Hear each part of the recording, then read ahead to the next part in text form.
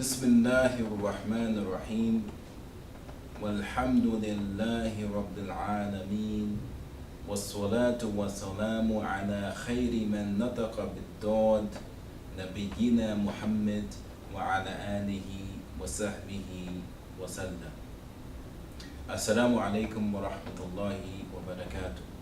Again, welcome back to our Ramadan series, A Hadith Ramadaniya and Yawmiya, the Ramadan Hadith of the day.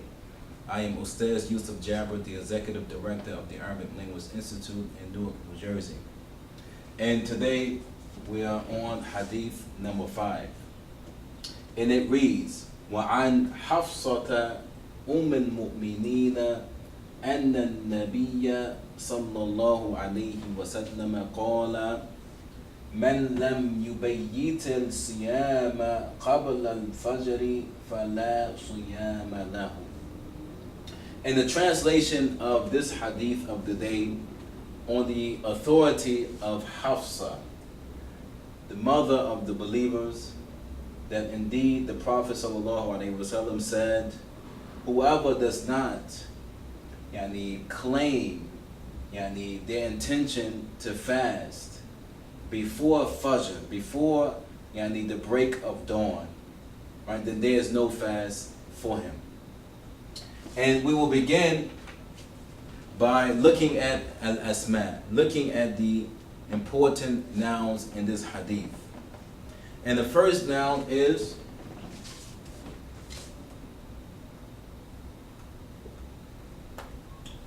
ummun.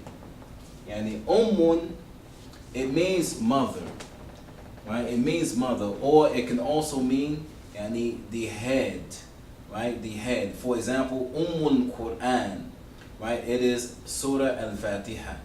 Or Ummul Qura, right? The head of all of the towns or cities is Mecca. And the plural for Ummun is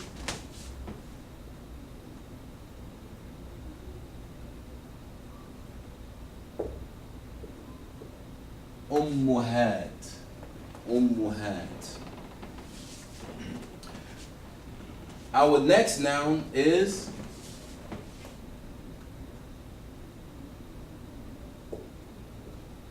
al-mu'minu.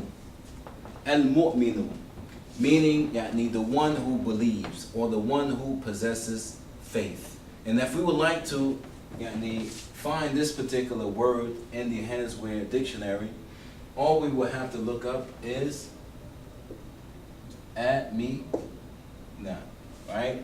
Hamza, mim, noon, to be safe or secure. However,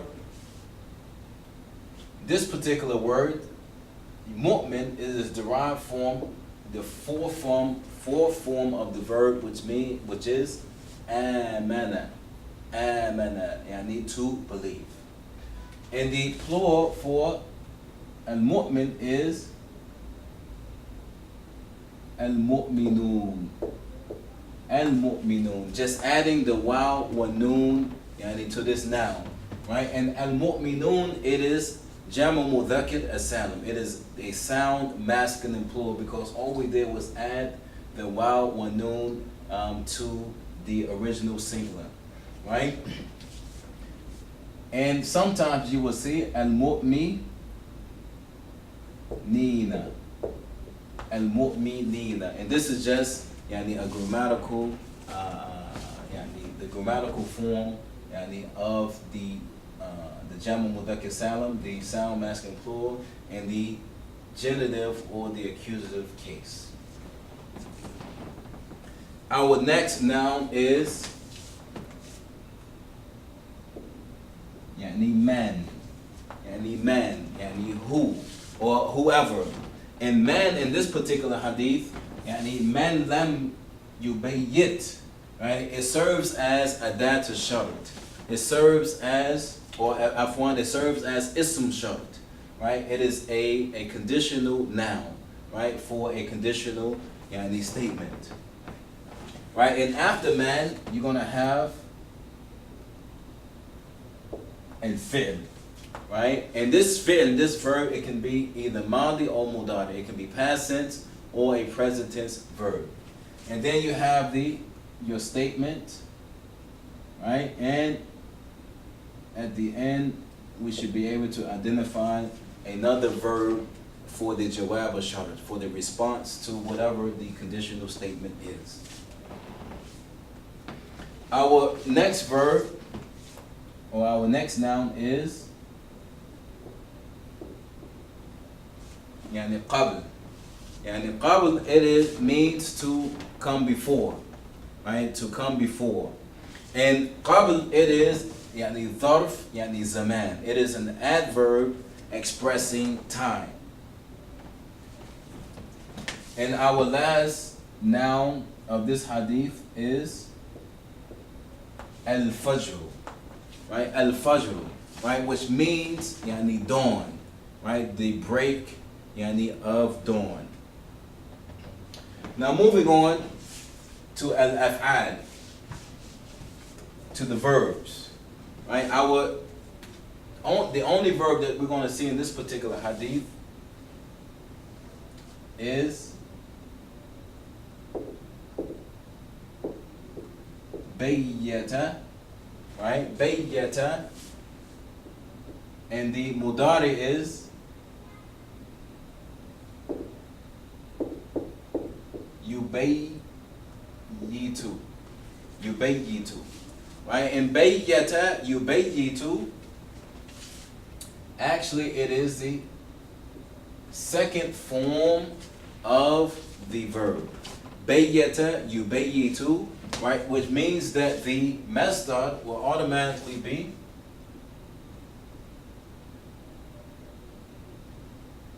يعني التبييت.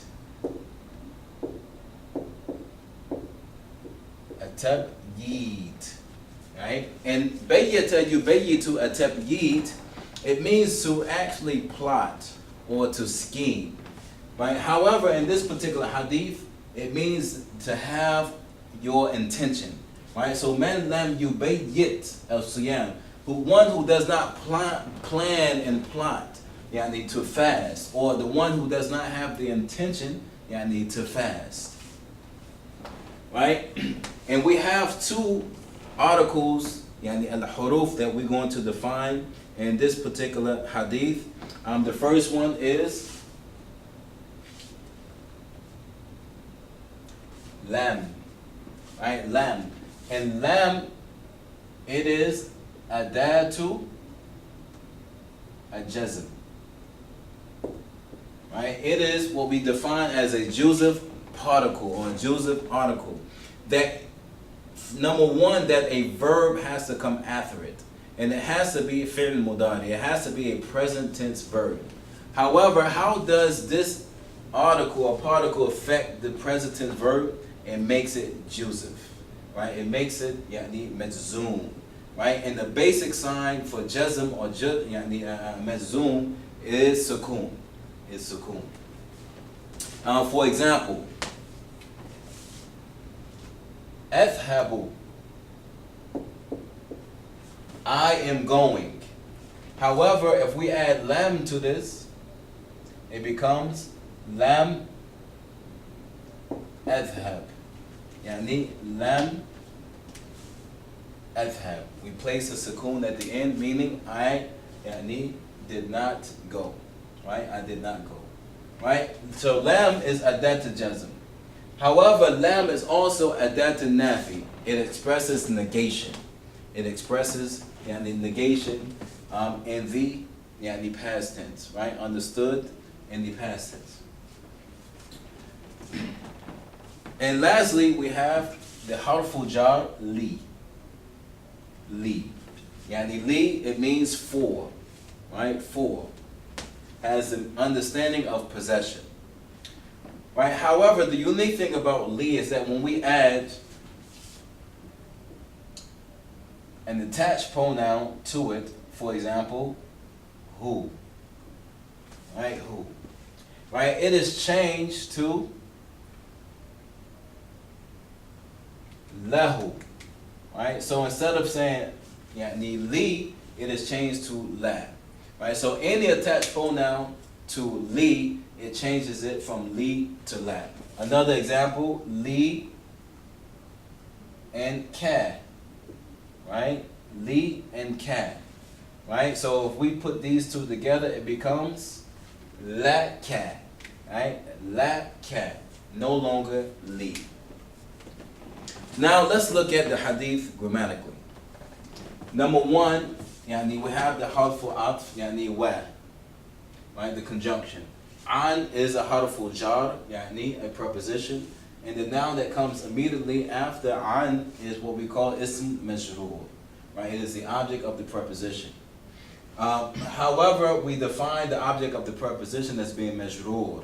It should take the genitive case, and then also should represent, it should be kasra. But you see Hafsa, right? It does not take kasra, right? And why does it not take kasra? Because it's considered a mamnu'u min as-sarf. It is an indeclinable noun, right? And we said that indeclinable nouns, they do not take tanween, nor do they take kasra. Instead of taking kasra, they take fatha instead. But why is Hafsa mamnu' min as-sarf? Hafsa is mamnu' min as-sarf because all nouns, or all proper nouns that are feminine, right, are all considered mamnu' min as-sarf. So Khadija, Aisha, Fatima, right, all of these proper feminine nouns are all considered mamnu' min as-sarf. Right, and then we have ummi. Ummi al-mu'mineen, right? al-mu'mineen, this is what we call badal. It is a substitution, right? Who is Hafsa? Hafsa, she is al-mu'mineen. She is a mother of the believers. And who is a mother of the believers? Hafsa. So it is badal. It is a substitute. And the substitute, it takes the same exact grammar as the noun is substituting. So because Hafsa, it is majroor, then ummi is also majroor following it. So it will also take kasra. Ummi, it is also mudaf, the first word of a compound word, right? And al-mu'minina is mudafun ilayhi. Right, and the mudafun ilayhi is always majroor, right? And the basic sign of majroor is kasra. However, al-mu'minina, it is an exception to the rule because it is jam'u mudhakkir salim. And we discussed that a jam'u mudhakkir salim, the sound masculine plural, instead of taking dhamma, it takes waw. And instead of taking a fatha, right, and also a kasra, it takes ya instead. Now, just a side note, Ummul Mu'mineen, right, the mother of the believers. This is what we define as kunya, right? This is a nickname, right? A nickname, right? And the word kunya, it is a replacement of your real name or your legal name. However, the condition for kunya is that you have to use ab or or ibnu or bintu. Right, this is the condition for that. So Abu, Abu Tawheed, for example, or Ummu Salma, or Ibnu Abbas, or Ibnatu Umar, for example. Anna Nabiyya. Anna is from the sisters of Inna, right? And we know that it affects the noun that comes after it, right? An-nabiyya, it causes it to become mansoob, right? And the basic sign of mansoob is fatha, right? And an-nabi is defined grammatically as ismu anna, the subject of anna, right? And the khabaru anna, it is a verb, qala. And qala is fi'l madi, it is a past tense verb. Right, man, it is ism shart, right? It is a conditional noun, right? And we mentioned that the conditional noun, it has to have a fi'l that comes after it, right? Man has to be followed by fi'l, right? So yubayyit, right? This is the fi'l that comes with man. However, the fi'l that comes with man, it is preceded by lam, right? And lam, it is what we define as adat al-jazm, right? And also adat al-nafi. It is negation, but it is also a jusative, article, causing the verb, right, and fi'l mudari, the present tense verb, to actually become juzm, to become majzoom, right? And the basic sign of jazm is sukoon. The basic sign of jazm is sukoon.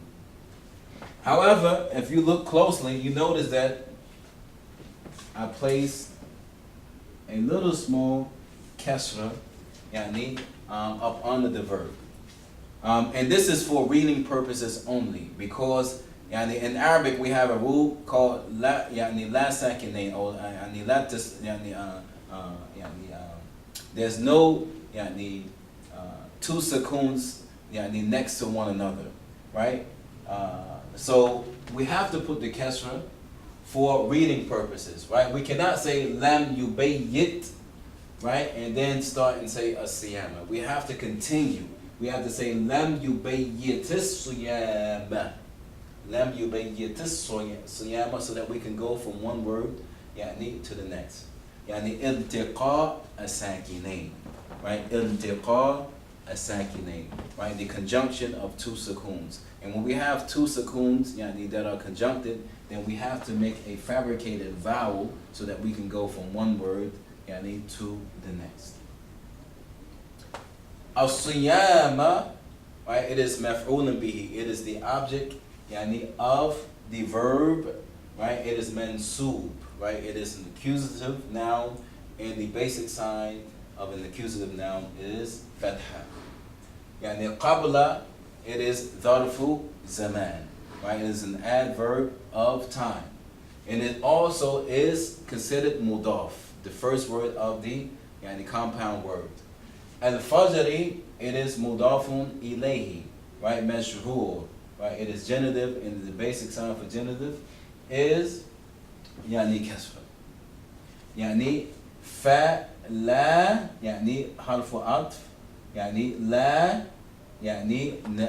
nafi, negation, siyama, siyama, la siyama. We talked about this la in a previous hadith, right? We said that this la is la and nafi the jins, that is a complete negation whatsoever. So when we say la ilaha, right, there's no God or no deity whatsoever, right? La ikraha, right? La ikraha, there's no compulsion whatsoever fi deen, in the deen, in Islam, right? So the same thing, la siyama, right? There's no fast whatsoever. There's no fast whatsoever, right? So this is la nafi the jins, and the noun that comes after la nafi the jins is mansub, right? And it's a complete negation and absolute negation. La harfu jar, right? And hu is the ism majrur. It is the object of the preposition, right? And the hu it goes back to the person that did not clarify their niyyah, right? That did not plan to fast before Fajr. Now, what does this hadith mean? Number one, إنما الأعمال بالنيات, that all acts are based on intentions, right? However, when we're talking about fasting, right, and we're talking about fasting in the month of Ramadan, that we have to have our intentions, or we have to have the desire or the determination to fast before Fajr time. Meaning that we cannot have any doubt whatsoever. But what does this mean? To have your intentions to fast in the month of Ramadan at every Fajr. Right? If we are Muslim, right, then we have the desire, or we have the niyyah to fast. Right? We get up, yani early so that we can take the sahur, right? And we so we have that inclination, we have that determination to fast. But what this hadith is applying or implying is that yani the people that have doubt in their hearts about if they're going to fast the next day, right? And who are these people? These people are usually the people that have some type of excuse, an Islamic excuse not to fast. So if a person is sick or ill, then when he wakes up in the morning before Fajr, he is doubtful about if he's going to fast or if she's going to fast, right? So they have to make that final decision, right, at the time of Fajr, right, at the time of Fajr. For example, if you're traveling, right, this is a valid excuse not to fast. However, you have to make that determination if this trip is going to be a hardship on you and you're not able to fast at Fajr, right? Women that are going through a pregnancy or they are nursing, or for example, they have been mincing or maybe about to become on their cycle, and they're not sure. But at the time of Fajr, they have to be sure and they have to make a determination, as well as the elderly that have difficulty in fasting. That this person has to make a determination at Fajr. So this is what we mean by making our intentions before Fajr, in regards to fasting in the month of Ramadan, is that if we have some type of doubt, right, if we are unsure, because of some type of excuse that Allah subhanahu wa ta'ala and His Messenger has given us, whether we're sick, traveling, whether we're elderly, or whether we have special conditions in regards to the women, then we have to make our determination if we're going to fast this day or not, before or at Fajr. Again, thank you for tuning in this series of Ramadan Hadith of the day. If there are any questions in regards to the Hadith that I am posting on a daily basis, please post on our Facebook page or on our YouTube channel. Again, you've been watching WBIMA Muslim Talk Radio, the Muslim voice across the world. I'm your host, Yusuf Jaaber, the Executive Director of the Arabic Language Institute in Newark, New Jersey. Visit our websites at www.muslimbureau.us and www.arabicinstitute.us. Until next time, Assalamu alaikum wa rahmatullahi wa barakatuh.